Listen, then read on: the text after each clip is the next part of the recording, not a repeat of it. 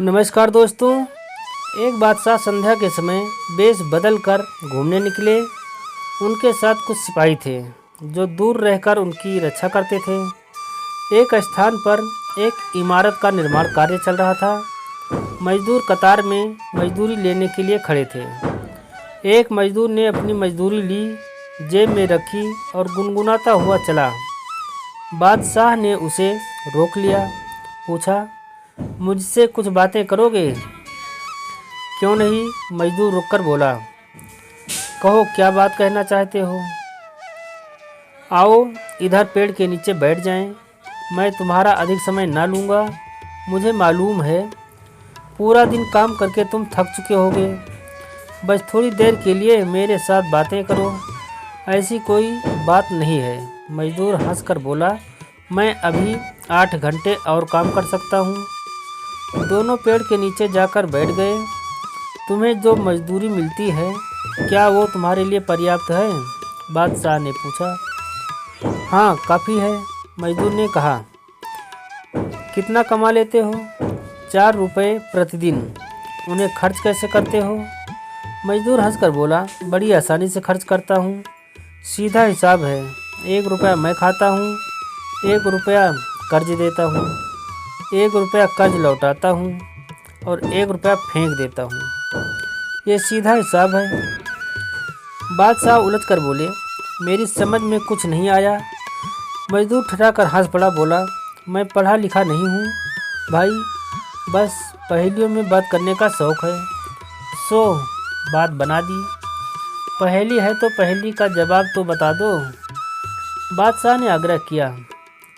मजदूर ने उत्तर दिया, 1 रुपया खाता हूँ, अर्थात अपने परिवार के भोजन के लिए खर्च करता हूँ।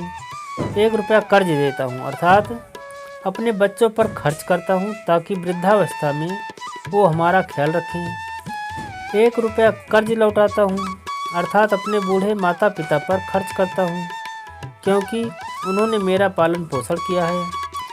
1 रुपया फेंक देता हूँ, अर्थात दान कर देता हूँ। बादशाह मजदूर की प्रतिभा से बहुत प्रभावित हुए। बोले, तुमने जो अभी मुझे बताया है वो और किसी को नहीं बताना।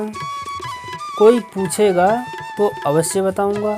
मजदूर हंसकर बोला, इसमें छिपाने की क्या बात है?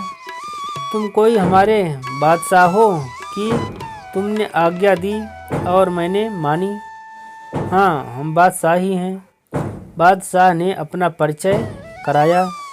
हम दरबार में ये पहेली पेश करेंगे और फिर देखेंगे कि कौन इस पहेली को सुलझाता है। थोड़ा आनंद लेंगे। लो ये असरफियाँ रखो, तुम्हारा इनाम है।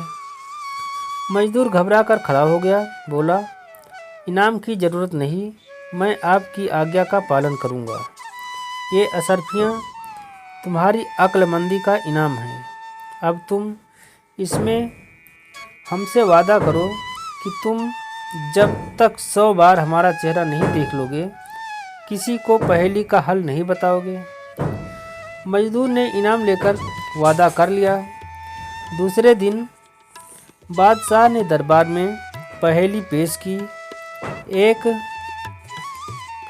मजदूर है, उसे प्रतिदिन 4 रुपये मजदूरी मिलती है, जिसमें से 1 रुपया वो खाता है, 1 रुपया कर्ज देता है, 1 रुपया कर्ज चुकाता है और 1 रुपया फेंक देता है।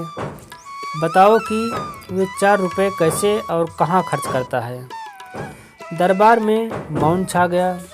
बादशाह बहुत निराश हुए और कहा, इसका अर्थ ये हुआ कि हमारे दरबार में कोई बुद्धिमान व्यक्ति नहीं है। हम कल तक का समय देते हैं, हमें पहेली का हल चाहिए।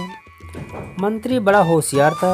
उसने बादशाह के सुरक्षा कर्मियों से मिलकर पता लगाया कि कल बादशाह कहाँ कहाँ गए थे।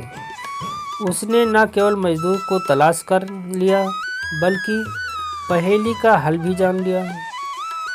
दूसरे दिन मंत्री ने दरबार में पहेली का हल पेश कर दिया। बादशाह के क्रोध की सीमा न रही। उन्होंने सिपाही भेजकर मजदूर को पकड़कर बुलवाया। पूछा, तुमने इन्हें पहेली का हल बताया है? जी हाँ, बताया है। मजदूर ने स्वीकार कर लिया। हमने तुमसे वादा लिया था कि पहेली का हल किसी को नहीं बताओगे। तुमने वादा क्यों तोड़ा? बादशाह क्रोधित होकर बोले, महाराज, मैंने ऐसा कुछ नहीं किया। आपने कहा था कि जब तक 100 बार आपका चेहरा न देख लूं, किसी को भी पहेली का उत्तर न बताऊं। तो मैंने 100 बार आपका चेहरा देखा और मंत्री जी को उसका उत्तर बता दिया। क्या कहते हो? तुमने हमारा चेहरा कहाँ देखा? उस दिन के बाद आज अभी तुम हमारे सामने आए हो। मजदूर ने भयभीत हुए बिना कहा, जहाँ पनाह, मैं आपको पूरी बात बताता हूँ। आपके ये मंत्री जी मुझ तक पहुँचे, 10 असरफियाँ मेरे सामने रखी और पहेली का उत्तर मांगा। मैंने इनकार कर दिया। फिर इन्होंने फिर 10 असरफियाँ रखी। मैंने इनकार कर दिया। फिर मैंने पहेली का उत्तर बताने से इनकार कर दिया। फिर ये 10-10 असरफियाँ बढ़ाते गए। जब 100 असरफियाँ मेरे सामने आ गई तो मैंने उत्तर बता दिया। 100 असरफियाँ लेकर तुमने वादा तोड़ दिया। बादशाह ने गुस्से से कहा, यही है तुम्हारा वादा? नहीं जहाँपनाह, मैंने कोई बेइज्जती नहीं की, बेईमानी नहीं की। असरफियों पर आपका चेहरा है। 100 बार आपका चेहरा देखा और फिर उत्तर बताया। ये वादा तोड़ना तो नहीं हुआ? जहाँपनाह, मजदूर ने कहा। बादशाह चकित रह गए। उन्होंने तो ये बात सोची ही नहीं थी। मजदूर ने अपनी बुद्धि के बल पर 100 असरफियाँ और कमा ली। बादशाह ने खुले दिल से मजदूर की प्रशंसा की तथा उसे अपने दरबार में रख लिया। दोस्तों, ये पहेली वाली कहानी आपको कैसी लगी? कृपया कमेंट बॉक्स में अपनी राय ज़रूर दें। और अगर आपको हमारी ये कहानियाँ पसंद आ रही हों तो कृपया चैनल को लाइक, शेयर और सब्सक्राइब करें। वीडियो देखने के लिए आपको बहुत बहुत धन्यवाद। नमस्कार। जय हिंद। वंदे मातरम।